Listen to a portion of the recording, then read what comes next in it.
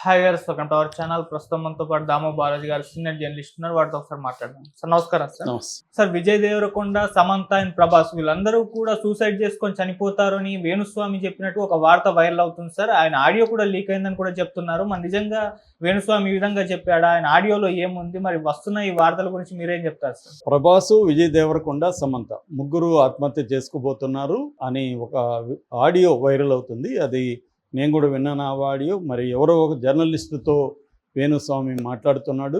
ఆయన వాయిస్ అయితే ఆయన వాయిస్ లాగే ఉంది. కాకపోతే ఇప్పుడు ఇవాళ ఉన్న టెక్నాలజీలో నమ్మలేం మనం. క్లోనింగ్ అనేది ఈ మధ్య ఈజీగా చేయొచ్చు. వాయిస్ క్లోనింగ్ 11 ల్యాబ్స్ లాంటి వెబ్సైట్లకి వెళ్తే మనం వాళ్ళకి సబ్స్క్రిప్షన్ కడితే మన వాయిస్నే మనం క్లోనింగ్ చేసుకోవచ్చు. ఎవరు నీ వాయిస్ని కూడా నేను క్లోనింగ్ చేసేయచ్చు. నాకు శాంపుల్ దొరికితే చాలు, ఆ శాంపుల్ పెట్టేసి క్లోనింగ్ చేసుకోవచ్చు. ఆ తర్వాత నేను టెక్స్ట్ ఇస్తే ఆ టెక్స్ట్లో వాయిస్ వచ్చేస్తుంది. కాబట్టి ఇది అన్నాడా లేదనేది మనకైతే తెలియదు. టీవీలో దీన్ని మూర్తి డిస్కషన్లో దీన్ని బయటపెట్టాడు. ఆయనైతే కన్ఫర్మ్ చేశాడు, ఇది ఒక జర్నలిస్టుతో డిస్కస్ చేసింది అని చెప్తున్నాడు. వేణుస్వామిది నమ్మచ్చు, ఎందుకంటే ఆయనకి నోటుదూలు ఎక్కువ. గతంలో కూడా అదేదో అంటారు కదా, శుభం పలుకురా పెళ్లి కొడుకు అంటే నీ మొగుడు ముండం వస్తాడని మొరటి సామెత ఉంది. అలాగా ఆయన నిశ్చితార్థం రోజే వాళ్ళు విడిపోతారని, అంటే వాళ్ళు కలిస్తే ఏదో హ్యాపీగా ఒక ఫంక్షన్ చేసుకుంటుంటే వీళ్ళిద్దరూ విడిపోతారని చెప్తే ఎలా ఉంటుంది?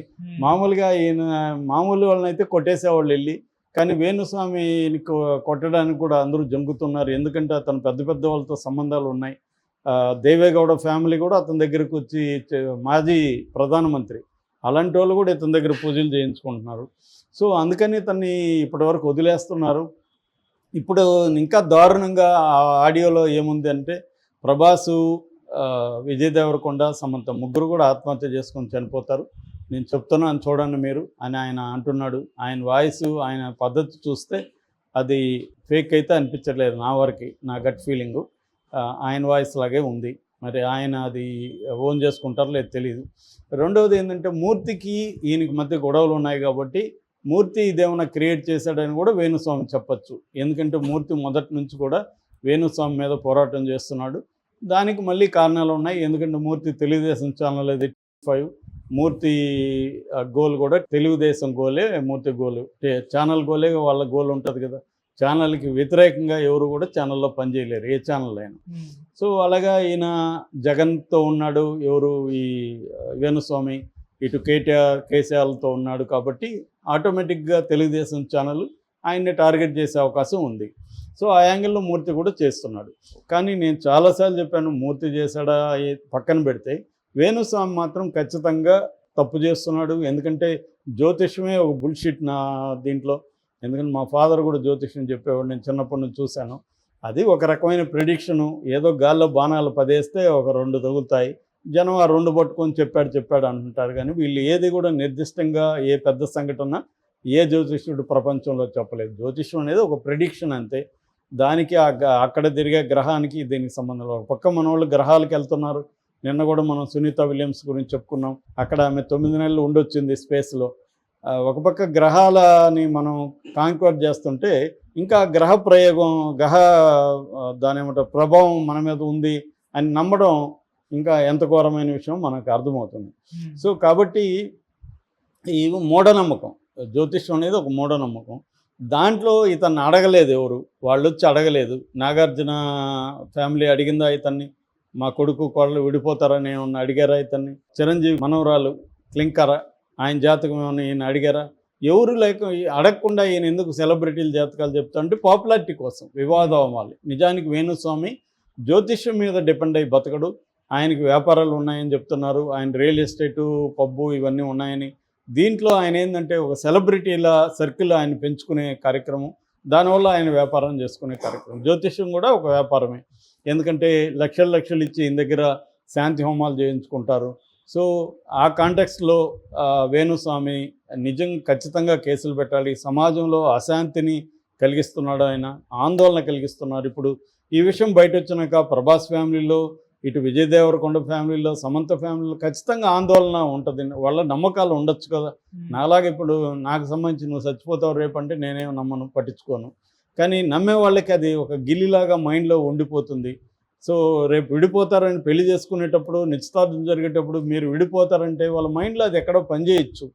సో అందువల్ల వేణుస్వామి ఒకవేళ జ్యోతిష్యం చెప్పినా ఎవరైనా అడిగితే వాళ్ళ వరకే చెప్పాలి తప్ప బహిరంగంగా చెప్పకూడదు. బహిరంగంగా నిజానికి ఈయన మీద పోసాని మీద పెట్టిన కేసులన్నీ ఈయన మీద పెట్టాలి నిజానికి. ఎందుకంటే సమాజంలో అశాంతి క్రియేట్ చేస్తున్నాడు, ఫ్యామిలీల్లో అశాంతి క్రియేట్ చేస్తున్నాడు. ఇప్పుడు ఇది మరీ ఘోరం. ఇది ఎవరెవరు చనిపోతారని ఎలా చెప్తాడు ఈయనకి ఎలా తెలుసు ఎవరు చనిపోతారని? అదేదో తెనాలి రాముడికి కథ ఉంది కదా, ఇలాగే జ్యోతిష్యుడిని ఒక రాయి తీసుకొని ఇప్పుడు నీ మీద వేస్తానా లేదో చెప్పని, అలాగే ఈయన్ని కూడా అడిగితే తెలుస్తుంది. ఇప్పుడు రాయి తీసుకొని ఆయన మీద తల మీద పెట్టి ఈ రాయి నీ మీద వేస్తానా లేదో చెప్పన్నాం అనుకో, వేస్తాడంటే వేస్తాము, వేస్తానని ఎలాగ చెప్పాను నీ జ్యోతిష్యం కరెక్ట్ అని వేయాలి. వేయడన్నాం అనుకో, లేదు నీ తప్పు అని వేస్తాము. అప్పుడు ఆయనకి భయం వేస్తుంది, జ్యోతిష్యం చెప్పలేడు. అది తెనాలి రాముడి దీంట్లోనే ఉంటుంది అనమాట, జ్యోతిష్యుల మీద కామెడీ. సో కాబట్టి ఏంటంటే ఒక ప్రిడిక్ట్ చేయొచ్చు. అంటే ఇప్పుడు ఎవరైనా ఒకరు వచ్చారంటేనే జ్యోతిష్యుడి దగ్గరికి వాడికి సమస్యలు ఉన్నాయని అర్థం. అక్కడే మనకు సగం తెలిసిపోతుంది. వీళ్ళకి సగం మంది చెప్పేస్తారు వాళ్ళ సమస్యలు కూడా, ఆరోగ్యం బాగాలేదు అది ఇది అని చెప్పేస్తారు. దీన్ని వీళ్ళు ఏం చేస్తారంటే ఒక శ్లోకము పద్యము పాడి 6 గురువు 6వ ఇంట్లో ఉండడు, శుక్రుడు 12వ ఇంట్లో ఉండడు, శని 4వ ఇంట్లో ఉండడు, 6 గురువు ఇంటిన కష్టములు నష్టంలో ఒక పద్యం చెప్పి వాళ్ళు చెప్పిందే వాళ్ళకి మళ్ళీ చెప్తారు. వాళ్ళు అవును ఇప్పుడు ఏంటంటే ఒక హోప్ క్రియేట్ చేస్తారు. జ్యోతిష్యం ఎప్పుడు మనుషులకి హోప్ క్రియేట్ చేస్తుంది. ఒక 6 నెలల్లో మీకు మళ్ళీ అన్నీ బాగుంటాయి, కాకపోతే ఈ కార్యక్రమం ఒక యాక్షన్ ఐటెం ఇస్తారు. అంటే నవగ్రహ శాంతి చేయమనో, లేకపోతే గుడి చుట్టూ 108 చుట్లు చుట్టమనో ఒక యాక్షన్ ఐటమ్ కూడా మనకి ఇస్తారనమాట. సో ఈ యాక్షన్ ఐటము ప్లస్ హోప్ ఇవ్వడం ద్వారా వీళ్ళు వెళ్ళి ఆ గుడి చుట్టూ ఉంటారు, తిరుగుతూ ఉంటారు. ఇది కూడా మొన్నెవరో చెప్పారు, ఒకేసారి 108 తిరగలేక అప్పుడప్పుడు ఇన్స్టాల్మెంట్లో తిరిగారని చెప్తున్నారు. అంటే మళ్ళీ దీంట్లో కూడా మన కండిషన్ బట్టి వెసులుబాటు కూడా ఇస్తారు. 108 చుట్లు తిరిగి ఆరోగ్యం లేదనుకో, ఇన్స్టాల్మెంట్లో తిరగండి అని కూడా వీళ్ళే చెప్తారు మళ్ళీ. సో ఇది ఇలా ఇవన్నీ చాలా కామెడీగా ఉంటుంది జ్యోతిష్యం నిజానికి. సో నిజానికి జ్యోతిష్యం ఇవన్నీ కూడా ఇండియాలో ఎందుకు వచ్చిందంటే పంచాంగం అనే కాన్సెప్టే మన ఋతుపవనాల మీద ఆధారపడిన వ్యవసాయం కాబట్టి, సీజనల్గా సైక్లికల్గా వర్షాలు పడతాయి కాబట్టి ఎప్పుడు వర్షాలు వస్తాయి, దానికి సంబంధించి పొలాల్ని ఎలా రెడీ చేసుకోవాలి, విత్తనాలను ఎలా రెడీ చేసుకోవాలి, అంటే prepare for the rainy season. So పంటలు పండడానికి కోసం ముందుగా రెడీ చేసుకోవడానికి పంచాంగం అనేది ఏర్పడింది. ముందు అవన్నీ కొన్ని ఏండ్లుగా అవన్నీ పరిశీలించి ఏ సీజన్లో ఏమొస్తాయి, అందుకని పండగలను కూడా ఆ టైంలో పెట్టారు, ఫిక్స్ చేశారు. ఎందుకంటే ఆ టైంలో గుర్తుండడానికి.